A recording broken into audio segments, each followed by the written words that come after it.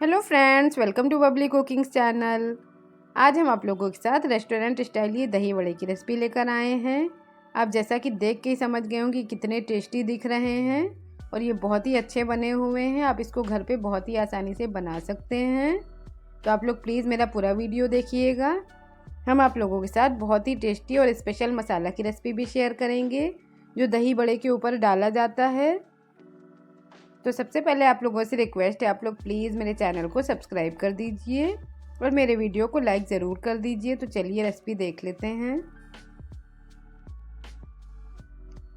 तो टेस्टी दही बड़ा बनाने के लिए हमने यहाँ पे ये 300 ग्राम धुले हुए उड़द की दाल ले लिया है। अब इसको हमने एक बड़े से बर्तन में डाल दिया है और अब इसको हमने कई बार बहुत ही अच्छे से धो लिया था। फिर हम इसको 3 से 4 घंटे के लिए भिगा देते हैं। और अब ये दाल भीगे हुए 3 से 4 घंटे हो चुके हैं। आप चाहें तो इसको ओवरनाइट के लिए भी भिगा सकते हैं।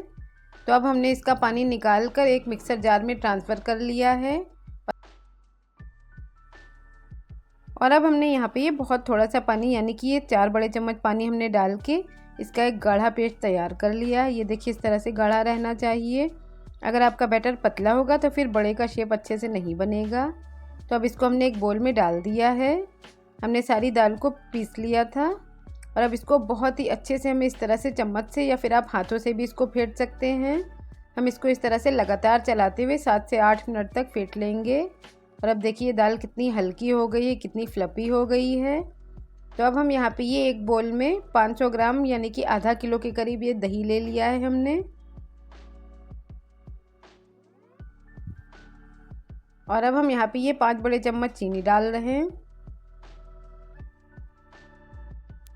और चीनी डालने के बाद एक चम्मच से या एक विस्कर से आप इसको बहुत ही अच्छे से चलाते हुए मिक्स कर लीजिए ताकि चीनी अच्छे से इसमें मेल्ट हो जाए।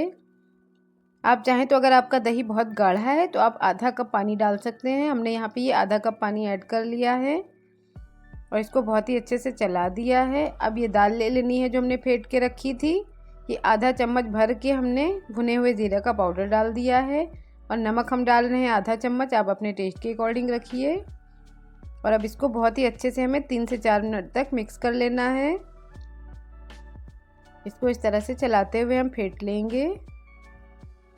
और अब हम यहाँ पे ये 1/4 चम्मच हींग डाल देते हैं। अब इसको अच्छे से चला देना है हमको, बहुत ही अच्छे से मिक्स कर लेंगे हम। तो अब ये दाल रेडी हो गई है। अब इसको साइड में रख देते हैं।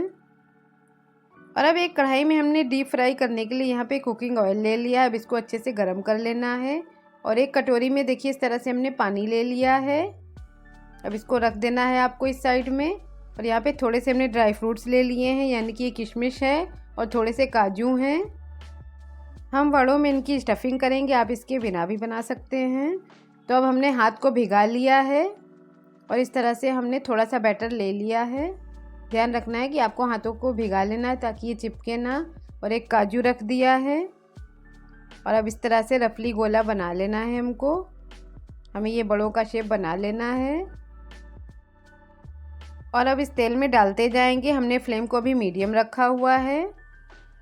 अब इसी तरह से हम सब में एक काजू या एक किशमिश की स्टफिंग करते हुए इस तरह से बड़े बना बना के डालते जाएंगे। और अब हमको चम्मच से पलट लेना है इसको। हमको 1 मिनट तक तेल में ही डाले रखना है। फिर हम इसको चम्मच से इस तरह से उलट पुलट कर इसको गोल्डन ब्राउन होने तक फ्राई कर लेंगे। और चम्मच से आपको चलाते रहना है, मीडियम फ्लेम पर ही इसको फ्राई करना है। और अभी अच्छे से फ्राई हो गए, इस पर अच्छा सा कलर आ गया है। तो अब इस तरह से हम एक चम्मच से निकाल देंगे। इसको थोड़ी देर तिरछा कर लेना है।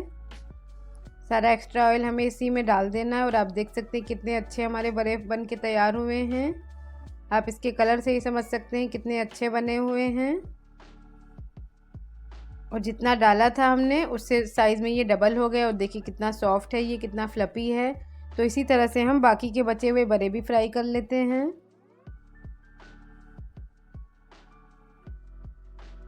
अब चम्मच से उलट पुलट के इसको फ्राई कर लेना है।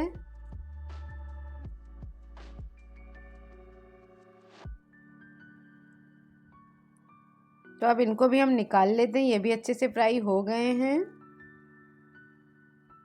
अगर आपको छोटे बड़े पसंद हैं तो आप छोटे साइज़ के बना सकते हैं।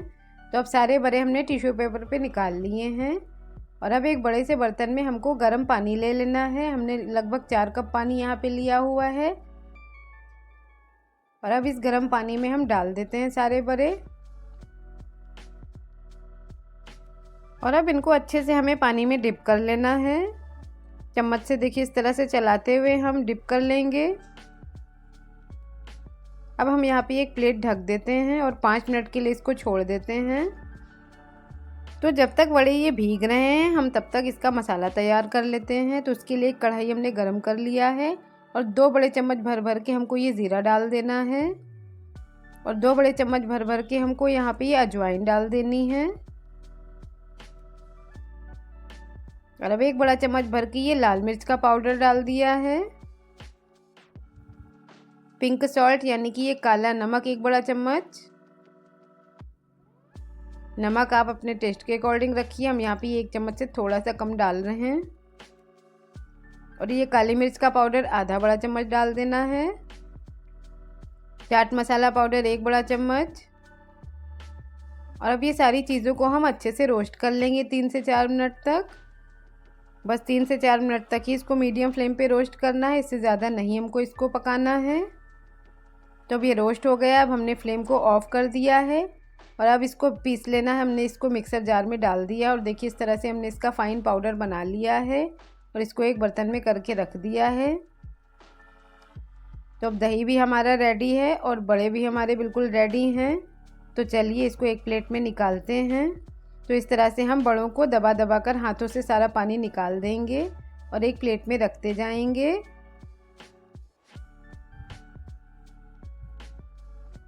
और अब इसके ऊपर हमें दही डाल देना है। हमको इसके ऊपर बहुत ही अच्छे से दही डाल देना है और अब ये गुड़ और इमली की चटनी है उसको डाल देना है और अब हरी चटनी डाल देना है। अगर आपको हरी चटनी नहीं पसंद है तो आप इसके बिना भी बना सकते हैं।